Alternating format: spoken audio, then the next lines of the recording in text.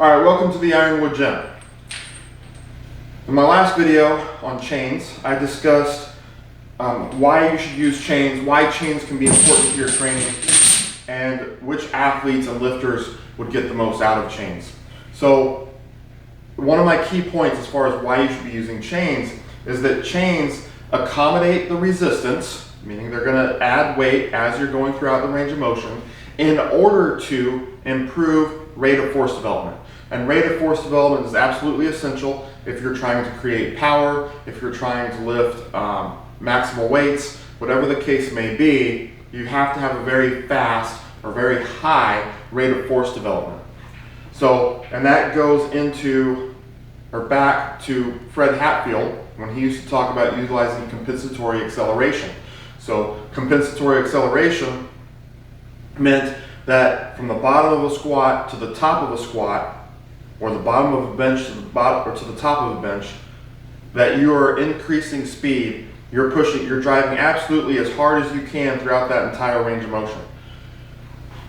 Accommodating resistance takes that concept and exploits it, because now instead of you just pushing as hard as you can throughout the entire range of motion, it's going to be adding weight as you go through the range of motion, forcing you to use compensatory acceleration. So that's kind of the whys behind chains. This video, we're going to take a look at how to set them up properly. If you don't set chains up properly, they're not going to be very effective. And if you're big into programming, they could actually throw off a lot of your numbers. So it is important to get them set up the correct way so you're getting the most out of them. So a lot of people, and I will admit, whenever I first started using chains, I was in this same boat. But in the constant quest to discover more information, I learned how to set them up correctly, and I've done it correctly ever since. But a lot of people will just take the end of a chain and attach it to some sort of hook or carabiner or a strap or something and set it right up to the end of the bar. Okay? This is not very effective, because if you're looking at this, all the chain from the floor to the bar is essentially just weight on the bar. Okay, and as I go down, I get some chain on the floor, but now I have all this chain here that is essentially unaccounted for. I don't know how much weight it is, and it's no different than having weight on the bar because it's not actually getting to the floor. So not even half of the chain right now is on the floor. This would probably be the bottom position for a squat. And I have less than half the chain on the floor. So this chain is about 18 pounds. If less than half of that, so let's say 7-8 pounds is on the floor, that's the only accommodating resistance that I get. So it is important to actually hook it up the correct way. To hook it up the correct way. Now this is a tip that I watched a video with J.L. Holdsworth the other day, and he recommended putting a collar on the bar first. And that collar essentially doesn't do anything except serve as a spacer. So when you set the chains up, you don't always want to have to take them off the bar and every time you change weights. Okay, every time I put a plate on, every time I put a 10-pound plate on, have to take the chains off and put them back on. So put that spacer on first. That'll keep the chains away from your rack. And then you need either a support chain or a strap. Okay, I got these straps from Elite FTS and like them quite a bit. They make things a lot easier. But strap or a lead chain or a support chain will work as well. Your support chain should be either 1/4 inch or smaller chain, and you just need a long strand of it so you can adjust it to whatever height you need, for whether it be for a squat, different height lifters, or for a bench press. The strap is kind of unique because you can just slide it on the bar and then you can pick which height you want to attach the chains to. The chains themselves, generally speaking, the general recommendation is 5/8 inch chain and 5 feet long. From end to end, this would be about a 5 foot long chain. Okay? And then you're going to take a carabiner and either hook it to the exact center chain link, or you could hook it to both of the chain links on the ends, so your chain is essentially folded in half. From there, I'm going to attach this to the height that I want my chain to be at. So for me, I know that my chain needs to be hooked to the very bottom ring. These rings do make it nice because, especially if you're in a college setting, because you can easily know when you're setting your chains up for a team, you know which ring you need to put it in. And every chain can easily be set instead of having to count links or get down on your hands and knees and make sure that the chains are at the same height on both sides of the bar. This just makes it a lot easier to get that chain at the right height. Now so that's your basic setup. Okay, that's your basic setup. You're gonna have a spacer collar, you're gonna have your strap or a support chain, you're gonna have a carabiner, and you're gonna have your load chain. Now for how you actually set it up and how you determine the height is dependent upon the lifter that's lifting and whether you're doing a squat or a bench. So when you're going down on a squat, okay, ideally, this is in a perfect world, okay, in a perfect world, at the top, when you're standing up, after you take the bar out of the rack, you're gonna have between 1 and 3 links on the ground. Okay, right now I've got 2 links, the third link is resting on the ground, but it's not completely laying down.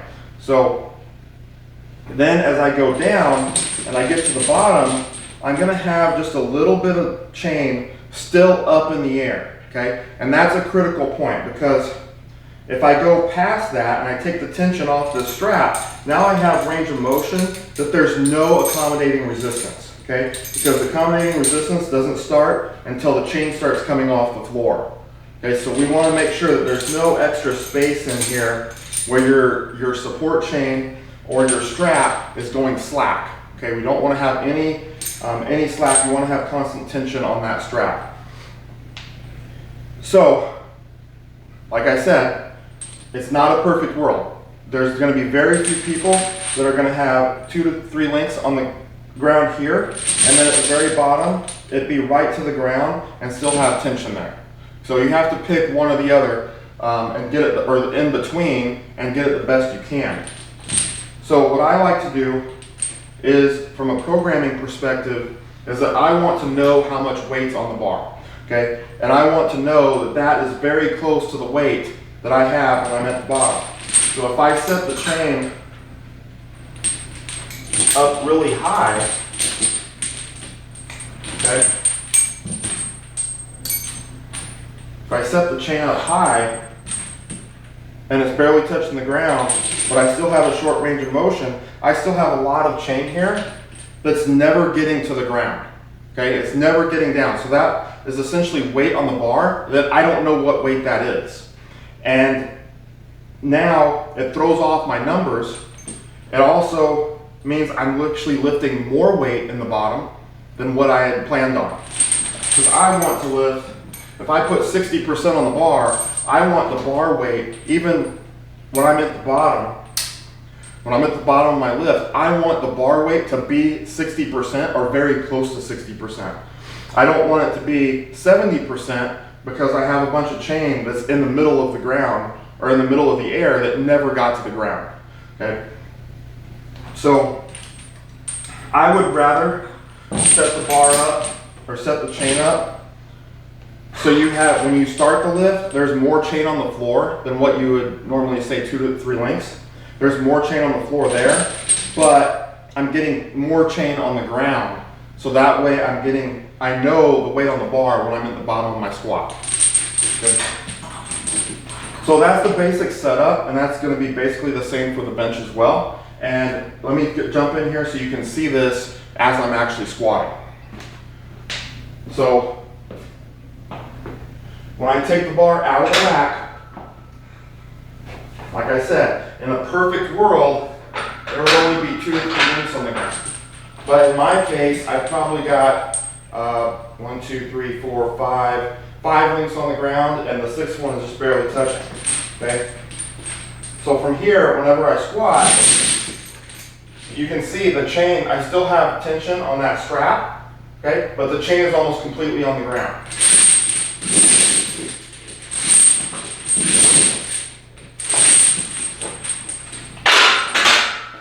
So at no point in my squat did my support or did my strap ever go slack? Okay, and that's important. That meant that I always had accommodating resistance throughout the movement. Okay, there wasn't any portion of movement where I was not getting any accommodating resistance from the chain. So let me strip this down and then we're going to take a look at the bench press. All right, so for the bench press, the setup is really the same as the squat. So you're looking at, you want to have as few links as possible on the ground whenever you take the bar out of the rack. And when you get to the bottom of the bench and the bar's on your chest, you want as much chain as possible on the ground while maintaining tension on this strap. So I'm going to show you 3 different ways on this as far as what you're looking for. So the first one I'm going to show you, I actually have it set slightly too low. So this way I'm getting more chain on the ground, but if you look closely, and I don't know how well you'll be able to see it in the video, but the strap is actually going slack by just a little bit. So I have a very small portion of my range of motion where I have no chains loading. So let's look at this one real quick. So I take the bar out. As I come down to my chest, the strap is going a little bit slack. And then I'm pressing, I start my press. At the start of the range of motion, there's no chain coming off the floor until here. Okay?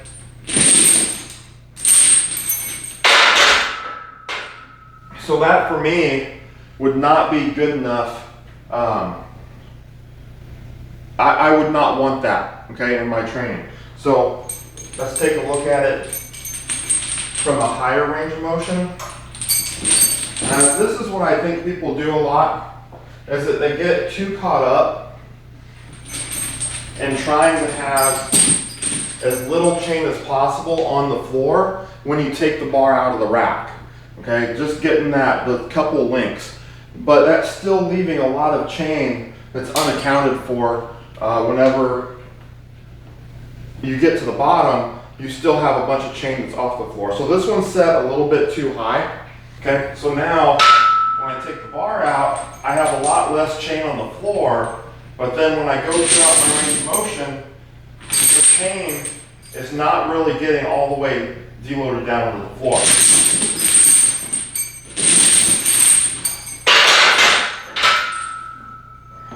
Okay, so you kind of, in this case, I'm not going to find a great balance between the two. It's too low, so I'm getting slack in my strap, or I've got it set too high where I end up with a lot of chain that's unaccounted for. So you kind of, in that case, you just kind of have to split the difference.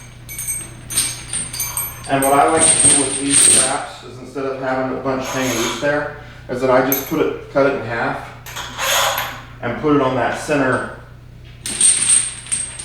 loop. Okay. So we get the other side set up. So now, again, this is not, like I said, it's not a perfect world. It's not going to be perfectly only 2 to 3 links on the ground when I take it out of the rack, but it'll be closer, and it's not going to be all the chain deloading onto the floor. It's going to still have some chain in the air, but that's the best I can do to keep this strap from going slack on me in the bottom.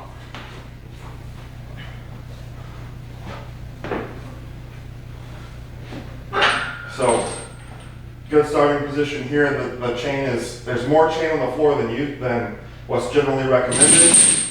But here I still have tension on that strap, and there's not a ton of chain that's still in the air, even though there is some.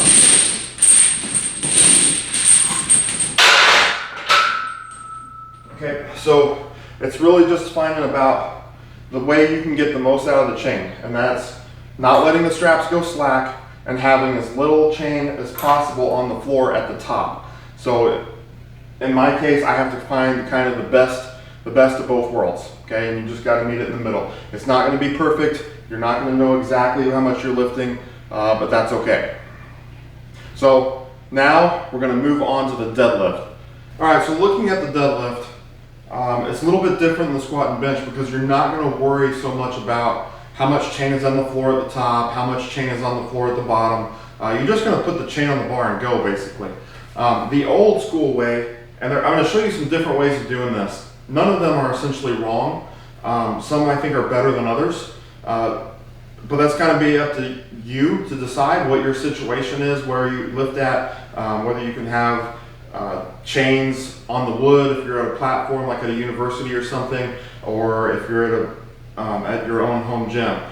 So the old school way of putting chains on the bar is, and conventional and sumo makes a difference too, but the old school way is you would just take the chains and drape them over the bar, okay? And then you would lift from there.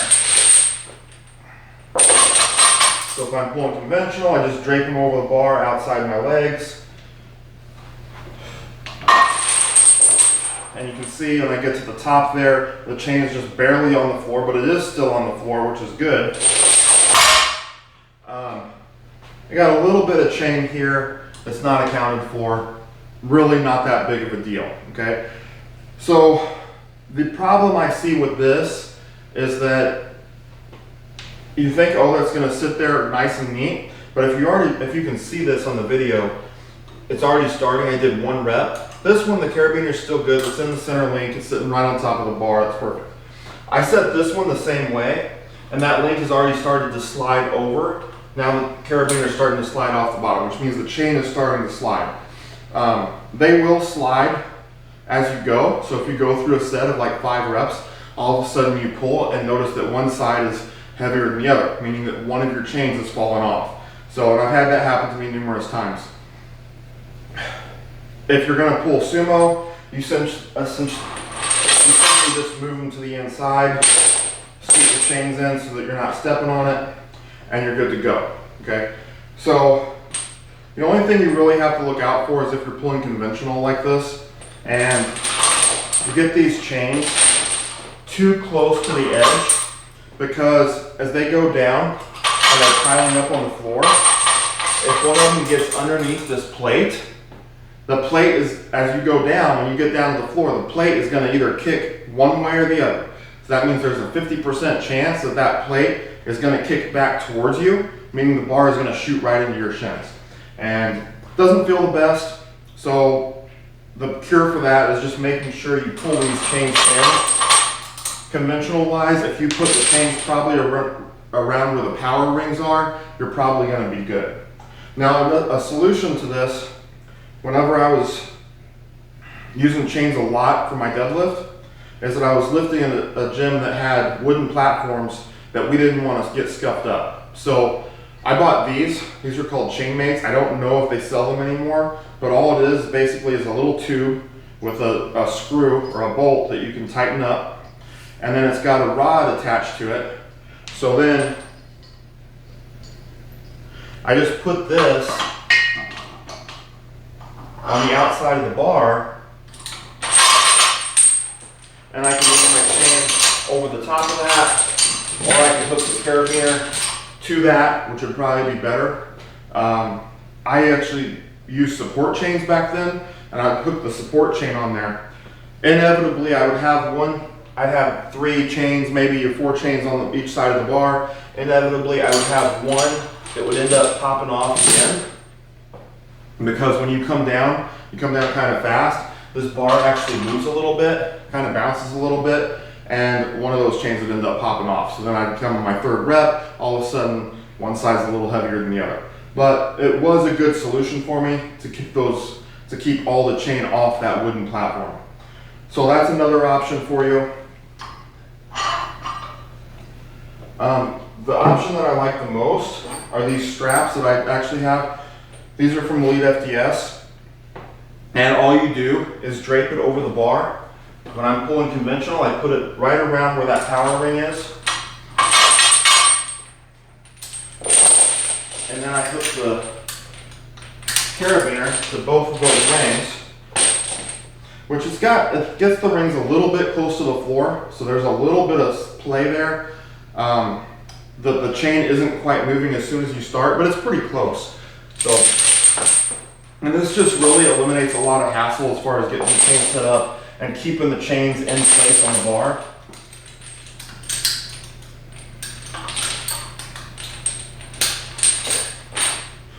And sometimes you miss, but There you go. So now they're attached to the straps, or attached to the rings of the straps, and I just make sure I keep them outside my feet.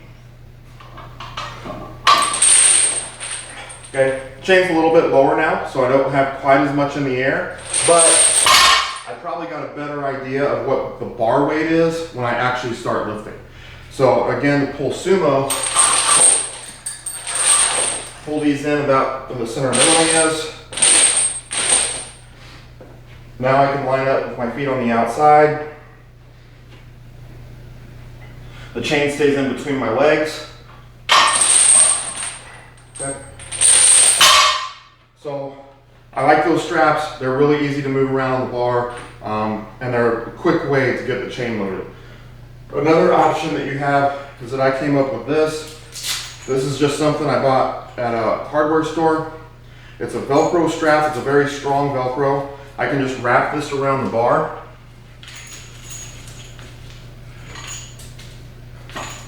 And then I have a small link here, which is a screw type. And then I have my ring on the outside, or on the end of it. And I can, same thing, I just attach this to that ring. And I can attach several chains on there, and then I'm ready to pull. And I've used this.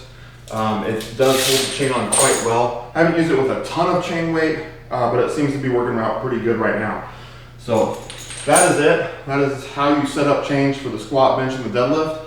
If you have any questions, please put them in the comments. My next video that will be coming out on chains will cover from a more programmatic perspective, how much chain you should be using depending upon your strength level, and how much chain, or percentage-wise, how much chain you should be using to get the most out of it, as far as whether you're going for strength, whether you're going for explosiveness, or whatever the case may be. So stay tuned for that one, but until next time, always be in the pursuit of strength.